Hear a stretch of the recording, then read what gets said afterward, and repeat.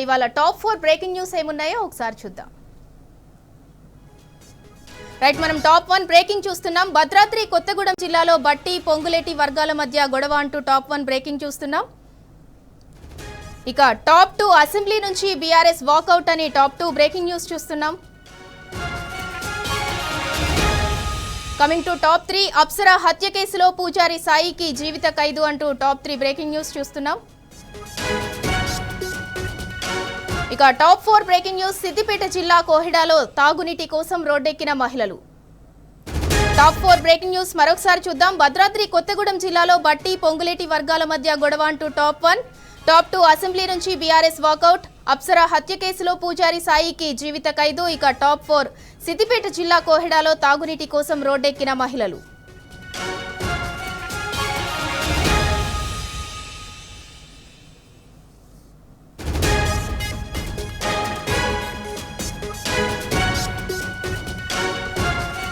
Right, top 3 breaking news Apsara హత్య కేసులో పూజారి సాయికి జీవిత ఖైదు అంటూ టాప్ 3 బ్రేకింగ్ న్యూస్ చూస్తున్నాం. టాప్ 4 సిద్దిపేట జిల్లా కోహిడాలో తాగునీటి కోసం రోడ్డెక్కిన మహిళలు.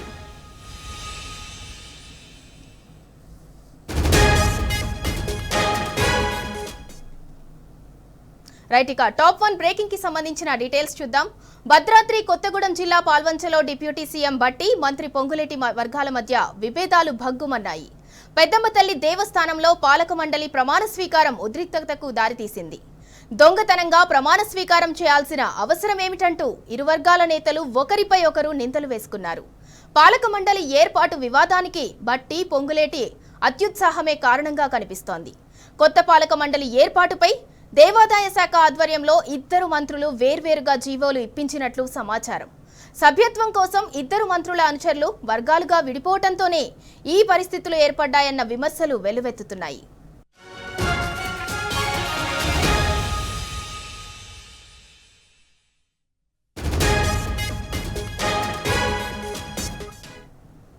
రైట్, ఇక పాల్వంచలో జరుగుతున్న గొడవకు సంబంధించి మరిన్ని వివరాలు మా ప్రతినిధి సాంబా అందిస్తారు.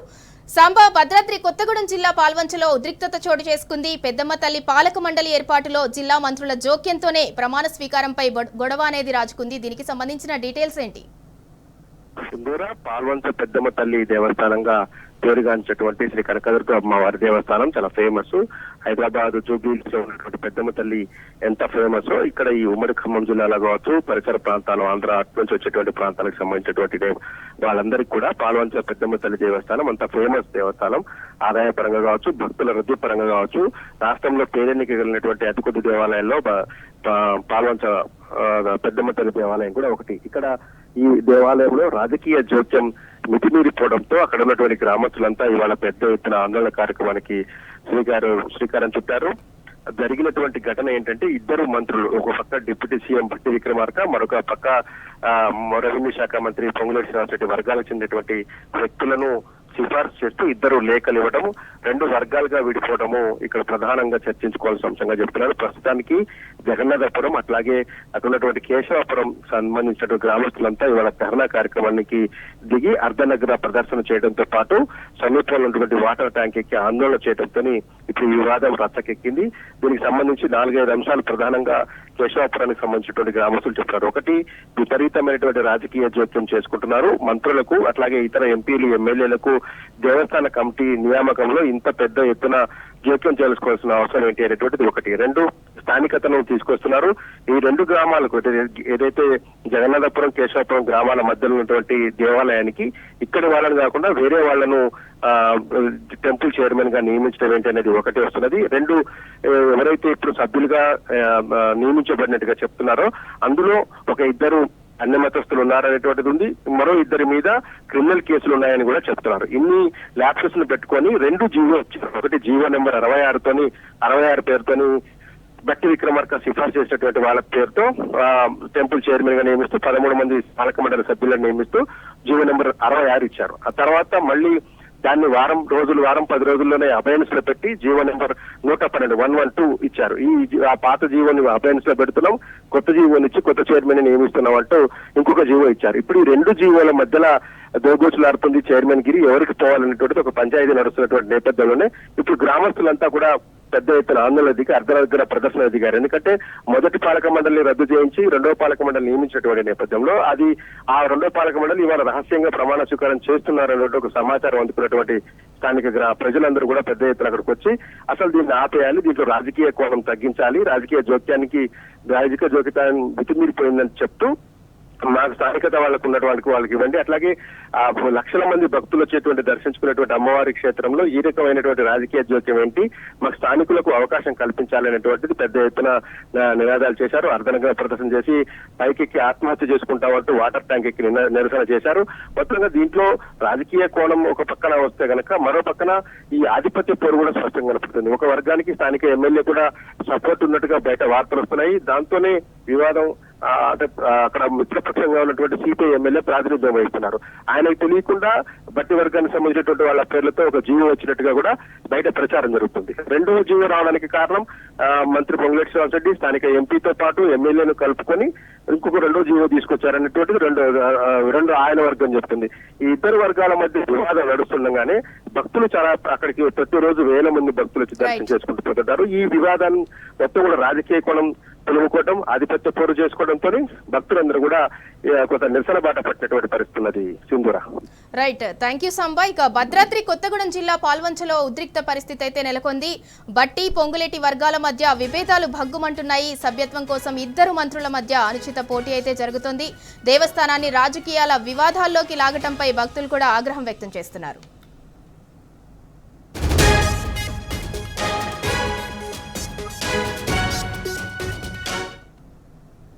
రైట్, ఇక టాప్ 2 బ్రేకింగ్ న్యూస్ కి సంబంధించిన డీటెయిల్స్ చూద్దాం. డిప్యూటీ సీఎం బట్టి విక్రమార్క వ్యాఖ్యలపై అసెంబ్లీలో దుమారం రేగింది.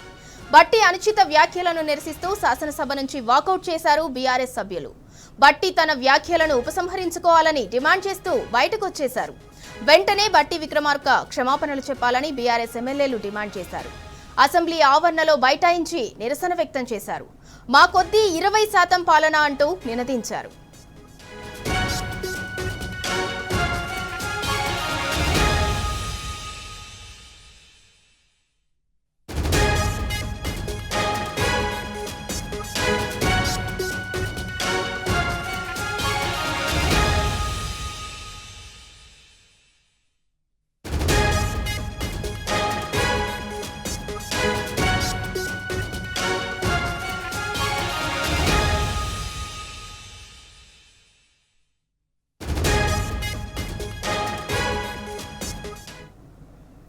డిప్యూటీ సీఎం బట్టి విక్రమార్క వ్యాఖ్యలపై అసెంబ్లీలో దుమారం రేగింది. బట్టి అనుచిత వ్యాఖ్యలను నిరసిస్తూ శాసనసభ నుంచి వాకౌట్ చేశారు బీఆర్ఎస్ సభ్యులు. బట్టి తన వ్యాఖ్యలను ఉపసంహరించుకోవాలని డిమాండ్ చేస్తూ బయటకొచ్చేశారు. వెంటనే బట్టి విక్రమార్క క్షమాపణలు చెప్పాలని బీఆర్ఎస్ ఎమ్మెల్యేలు డిమాండ్ చేశారు. అసెంబ్లీ ఆవరణలో బైఠాయించి నిరసన వ్యక్తం చేశారు. మా కొద్దీ 20% పాలన అంటూ నినదించారు.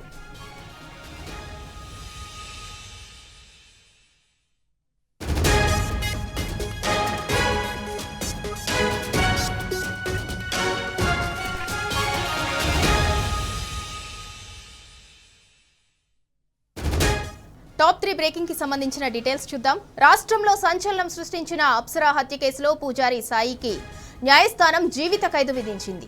సాక్ష్యాలు తారుమారు చేసినందుకు మరో 7 ఏళ్లు అదనపు జైలు శిక్ష పడింది. ప్రేమ పేరుతో అప్సరను పూజారి సాయి మోసం చేశాడు.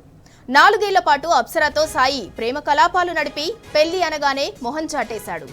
పెళ్లి చేసుకోవాలంటూ వెంటపడటంతో యువతిని దారుణంగా హత్య చేశాడు. హత్య అనంతరం అప్సరా శవాన్ని వాటర్ ట్యాంక్ లో పూడ్చిపెట్టాడు.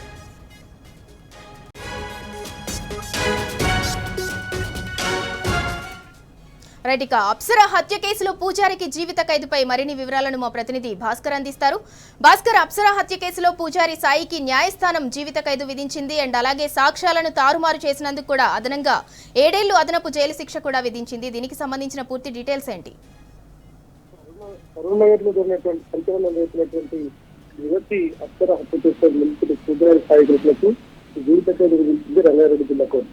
2023 జూన్లో అప్సరను తీసుకుంటారని చివరికి దారుణంగా హత్య చేశాడు సాయి కృష్ణ అనేటువంటి పూజారి. ఈ కేసులో పూజారి సాయికి జీవిత ఖైదు విధిస్తూ రంగారెడ్డి జిల్లా కోర్టు తీర్పునిచ్చింది. సాక్ష్యాలు తారుమారు చేసేందుకు మరో 7 సంవత్సరాలు అదనపు జైలు శిక్ష కూడా విధించింది. అప్సరా హత్య కేసులో రాష్ట్రంలో అనంతరం రోజుల్లో చెప్పుకోవచ్చు. ఏపీకి చెందినటువంటి పూజారి సాయి కృష్ణ కుటుంబం కొద్ది రోజులుగా హైదరాబాద్ కు వచ్చి అక్కడే స్థిరపడినటువంటి పరిస్థితి. సాయి కృష్ణకు 2010లో వివాహం జరగగా భార్య కుమారులు ఉన్నారు. కరీంనగర్ లో స్థానికంగా ఉన్నటువంటి బంగారు మైసమ్మ గుడిలో పూజారిగా పనిచేస్తున్నాడు. చెన్నైకి చెందినటువంటి అక్షర సినిమా అవకాశాల కోసం తన తల్లితో కలిసి ఏడాది కిందట హైదరాబాద్ కు చేరుకుంది. హైదరాబాద్ కు వచ్చినటువంటి తరుణంలో ఆమె ఇక్కడ కరీంనగర్ లో ఒక ఇంట్లో అద్దె నివాసంలో ఉంటుంది. అప్పుడప్పుడు గుడికి వెళ్తూ ఉండేది. ఆ సమయంలో పూజారి సాయితో ఏర్పడినటువంటి పరిచయం కాస్త వివాహేతర సంబంధానికి దారితీసింది. ఇద్దరు కలిసి కారులో బయట తిరుగుతుండేవారు. చివరికి తనను పెళ్లి చేసుకోవాల్సిందిగా సాయి కృష్ణను అక్షర ప్రశ్నించడం మొదలుపెట్టింది. దీంతో ఆమెను అడ్డు తొలగించేందుకు సాయి కృష్ణ హత్యకు పాల్పడినట్టుగా చెప్పడం. సాయి కృష్ణకు అప్పటికే పెళ్ళైంది, 2 పిల్లలు కూడా ఉన్నారు. అయితే తనను పెళ్లి చేసుకోవాలని సాయిపై అక్షర ఒత్తిడి చేస్తూ ఉండటంతో కోపమైనటువంటి సాయి కృష్ణ బయటకు వెళ్దామని చెప్పి ఇద్దరు కారులో శంషాబాద్ లో సుల్తాన్పల్లి వరకు వెళ్లి కోయంబత్తూరు వెళ్తున్నట్టు అక్షర ఇంట్లో చెప్పి అక్షర సాయి కృష్ణ దగ్గరికి వెళ్ళింది. అక్కడికి వెళ్ళాక కూడా పెళ్లి ప్రస్తావన రావడంతో ఆగ్రహంతో రగిలిపోయినటువంటి సాయి కృష్ణ అక్షర తలపై బండరాయితో బలంగా కొట్టి హత్య చేసి అదే కారులో తీసుకొచ్చి కరీంనగర్ సాయి కృష్ణ పూజ చేసేటువంటి ఆలయం పక్కన ఉన్నటువంటి ప్రభుత్వ కార్యాలయం వద్ద మ్యాన్ హోల్ లో పడేశాడు. అనంతరం తన ఏం చేయనట్లుగా తన సమీప బంధువు అయినటువంటి అక్షర కనిపించలేదని పోలీసులకు ఫిర్యాదు చేయడం. అయితే ఈ కేసును సీరియస్ గా తీసుకున్నటువంటి పోలీసులు Sai cell phone signals, CC కెమెరాల దృశ్యాలను ఆధారంగా చేసుకుని దర్యాప్తు చేయగా సాయి కృష్ణ నిందితులను తెలిసినటువంటి పోలీసులు సాయి కృష్ణ అదుపులోకి తీసుకుని విచారించగా కొత్త విషయాలు బయటపడ్డాయి. మ్యాన్హోల్ లో ఉన్నటువంటి అక్షర మృతదేహాన్ని గుర్తించి వెలికి తీశారు. ఇప్పటికే ఈ కేసుకు సంబంధించి అనేక ఆధారాలు పోలీసులకు సమర్పించినటువంటి పోలీసులు సాయి కృష్ణ శిక్షపడేలా చేయడంలో పూర్తి స్థాయిలో సక్సెస్ అని చెప్పుకోవచ్చు. ఇది దాదాపు 2 నెలల పాటు రాష్ట్రంలో సంచలనం రేపినటువంటి కేసుగా నమోదైంది. ఎట్టకేళ్ళకైతే దీంట్లో పూర్తిగా సాయి కృష్ణ శిక్షపడింది. అక్షరను ప్రేమించి పెళ్లి చేసుకుంటారని చెప్పాడనేటువంటిది ఇన్సిడెంట్ కాగా తీసుకెళ్లి హత్య చేసి మళ్ళీ తానే కనిపించకుండా పోయిందంటూ సాక్ష్యాలను తారుమారు చేయడంతో న్యాయస్థానం దీనిపైన సీరియస్ దీనికి సంబంధించి కేసును జీవిత ఖైదు వేస్తూ మరొక 7 సంవత్సరాల అదనంగా ఆయనకు శిక్ష వేస్తూ ఉత్తర్వులు జారీ చేసింది. Right, thank you Bhaskar. ఇక అప్సర హత్య కేసులో పూజారి సాయికి రంగారెడ్డి కోర్టు జీవిత ఖైదు విధించింది. మొదట ప్రేమ పేరుతో అప్సరను మోసం చేశాడు సాయి. 4 ఏళ్ల పాటు అప్సరతో సాయి ప్రేమ కలాపాలు సాగించాడు. పెళ్లి కోసం వెంటపడటంతో యువతిని హత్య చేశాడు. అతనికి రంగారెడ్డి కోర్టు జీవిత ఖైదు విధించింది. సాక్ష్యాలు తారుమారు చేసినందుకు మరో 7 ఏళ్లు కూడా అదనపు జైలు శిక్షను విధించింది.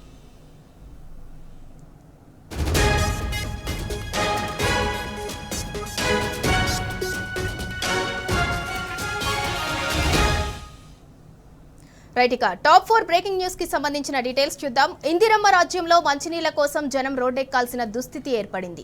తాగునీటిని కూడా ఇవ్వకపోవడంతో ఈ సర్కార్ రేవంత్ సర్కార్పై సిద్దిపేట జిల్లా కోహెడ మండలం పెద్ద సముద్రాల గ్రామంలో మహిళలు ధర్నాకు దిగారు.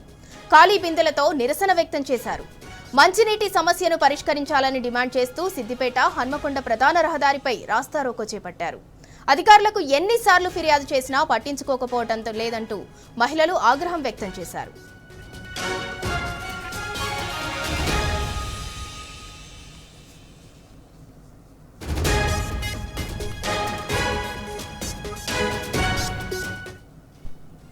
రైట్, ఇక ఇందిరమ్మ రాజ్యంలో నీళ్ల కోసం జనం రోడ్డెక్కాల్సిన దుస్థితి ఏర్పడింది. ఇక ఇదే అంశానికి సంబంధించి మరింత సమాచారం మా ప్రతినిధి రంగాచారి అందిస్తారు.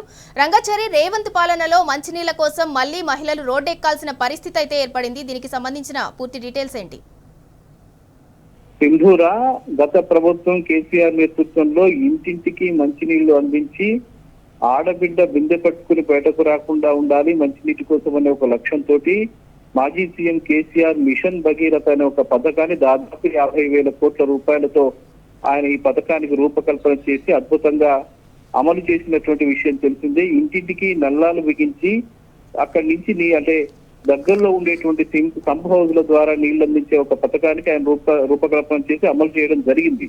కానీ ఈ ప్రభుత్వం వచ్చిన తర్వాత మిషన్ భగీరథ పథకాన్ని అమలు చేసేటువంటి యంత్రాంగం ఏదైతే ఉందో అది పూర్తిగా పట్టింపులు లేకుండా నిర్వహిస్తున్నటువంటి పరిస్థితుల నేపథ్యంలో చాలా చోట్ల కూడా ఇవాళ మిషన్ భగీరథ నీళ్లేవి అవసరమైన నీళ్లు గ్రామాల్లోకి వెళ్ళలేనటువంటి పరిస్థితి ఏర్పడింది. అందులో భాగంగానే ఈరోజు కోహెడా మండలం పెద్ద సముద్రాల గ్రామంలో పెద్ద ఎత్తున మహిళలు మంచినీటి కోసం రోడ్డు ఎక్కేయాల్సిన పరిస్థితి ఏర్పడింది.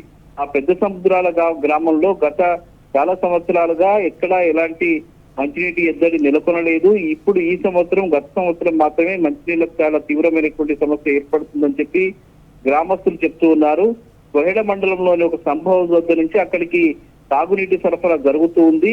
అయితే ఈ పైప్ లైన్ల ద్వారా నీళ్లు పంపించే ప్రక్రియ ఏదైతే ఉందో దాన్ని సక్రమంగా నిర్వహించకపోవడం, దానికి పర్యవేక్షణ సక్రమంగా లేకపోవడం, ప్రభుత్వం నుంచి సరైనటువంటి నిర్వహణకు సంబంధించిన వ్యవహారం లేకపోవడం ఫలితంగా సక్రమంగా నీళ్లు రావడం లేదు. దీనికి తోడుగా గ్రామంలో ఉండేటువంటి బోర్లు కూడా ఎండిపోవడంతో అక్కడ నీళ్లు సరఫరా అనేది చాలా ఇబ్బందిగా పరిణమించినటువంటి పరిస్థితి నెలకొన్నది. ఈ నేపథ్యంలో చాలా గత వారం 10 రోజులుగా గ్రామంలో నీళ్లు రాక ప్రజలంతా కూడా ఇబ్బందులు ఎదుర్కొన్నటువంటి పరిస్థితి. ముఖ్యంగా మహిళలైతే మంచినీటి కోసం వ్యవసాయ బావుల వద్దకు వెళ్లాల్సిన పరిస్థితి ఏర్పడుతుందని చెప్పి వాళ్ళు ఆందోళన వ్యక్తం చేసినటువంటి పరిస్థితి. ఎండలో వాళ్ళు వ్యవసాయ బావుల వద్దకు పెట్టి మళ్ళీ నీళ్లు తెచ్చుకునే పరిస్థితి. అంటే గత ఆంధ్రప్రదేశ్ రాష్ట్రంలో ఏదైతే తీర్లు జరిగాయో అక్కడ నీళ్ల కోసం వివిధ ప్రాంతాలకు వెళ్లి వ్యవసాయ బావుల వద్దకు వెళ్లి తెచ్చుకోవాల్సిన పరిస్థితి అయితే గతంలో ఉండిందో మళ్ళీ అట్లాంటి పరిస్థితి ఇవాళ మా గ్రామంలో ఏర్పడిందని చెప్పి వాళ్ళు ఆందోళన వ్యక్తం చేస్తూ మాకు మంచినీటి సరఫరా జరగాలి అని చెప్పి వాళ్ళు హుస్నాబాదు సిద్దిపేట రహదారి మీద వాళ్ళు పెద్ద ఎత్తున ఆందోళన నిర్వహించారు, రాస్తా రోకో నిర్వహించారు. చాలాసేపు సుమారు గంట పాటు వాళ్ళు ఆందోళన చేసినటువంటి పరిస్థితి. తక్షణమే మా సమస్య పరిష్కరించాలి, వాళ్ళు వచ్చి అధికారులు వచ్చి తమ సమస్య పరిష్కరించాలని చెప్పి వాళ్ళు డిమాండ్ చేయడం. మరీ ముఖ్యంగా ఇది ఒక మంత్రికి సంబంధించిన నియోజకవర్గం. ఇప్పుడు పొన్నం ప్రభాకర్ ఈ నియోజకవర్గానికి ప్రాతినిధ్యం వహిస్తూ ఉన్నారు. అక్కడ కూడా ఇలాంటి దుస్థితి ఉండడం పట్ల ప్రజలు విస్మయం వ్యక్తం చేస్తున్నటువంటి పరిస్థితి. అంటే ముఖ్యంగా ప్రభుత్వం నుంచి సరైనటువంటి పర్యవేక్షణ లేకపోవడం, సరైన ఆదేశాలు లేకపోవడం, వేసవిలో ప్రజలకు మంచినీరు సక్రమంగా అందించాలనేటువంటి భావన సక్రమంగా లేకపోవడం ఫలితంగా ఇట్లాంటి సమస్యలు ఏర్పడుతున్నాయనే పరిస్థితి ఉంది. ప్రజలు కూడా అదే భావనతో ఉన్నటువంటి పరిస్థితి. గత 10 సంవత్సరాల్లో లేని సమస్య మళ్ళీ ఇప్పుడు ఎందుకు వచ్చిందని వాళ్ళు అడుగుతున్న పరిస్థితి. తక్షణమే ప్రభుత్వం స్పందించి సక్రమంగా నీటి సరఫరా అయ్యే విధంగా చర్యలు తీసుకోవాలని చెప్పి వాళ్ళు డిమాండ్ చేస్తున్న పరిస్థితి ఉంది. మిగతా చాలా గ్రామాల్లో కూడా ఇట్లాంటి పరిస్థితి ఉందని గ్రామస్తులు చెప్తూ ఉన్నారు. ముఖ్యంగా అటు కోహెడ మండలం కావచ్చు, హుస్నాబాద్ లోని చివరి గ్రామాలు కావచ్చు, వీటన్నిటిలో కూడా ఇట్లాంటి సమస్య ఏర్పడే పరిస్థితి నెలకొంది. ఎందుకంటే రానున్న రోజులన్నీ కూడా ఏప్రిల్, మే నెలలు, ఈ 2 నెలలు కూడా తీవ్రమైనటువంటి ఎండలు ఉంటాయి. తీవ్రమైనటువంటి ఎండల నేపథ్యంలో బోర్లు గ్రామాల్లో ఉండేటువంటి బోర్లు పూర్తి స్థాయిలో ఎండిపోయేటువంటి పరిస్థితి ఉంది. దీనికి తోడు సక్రమంగా చెరువుల్లోకి, కుంటల్లోకి, అటు చెక్ డ్యాముల్లోకి నీళ్లను కూడా వదలని పరిస్థితుల్లో భూగర్భ జలాలు కూడా అడగంటిపోయినటువంటి పరిస్థితి ఉన్న నేపథ్యంలో ఇది చాలా సమస్యాత్మకంగా మారిన నేపథ్యంలో వెంటనే ప్రభుత్వం స్పందించాలి, అధికారులు స్పందించాలని చెప్పి వాళ్ళు డిమాండ్ చేస్తున్నటువంటి పరిస్థితి కనిపిస్తూ ఉన్నది. Sindhura. Right, thank you Rangachari. Indiramma రాజ్యంలో మంచినీళ్ల కోసం మళ్లీ మహిళలు రోడ్డెక్కాల్సిన పరిస్థితి అయితే ఏర్పడింది అంటూ సిద్దిపేట జిల్లా కోహెడ మండలం పెద్ద సముద్రాలలో మహిళలు ఆందోళన బాట పట్టారు.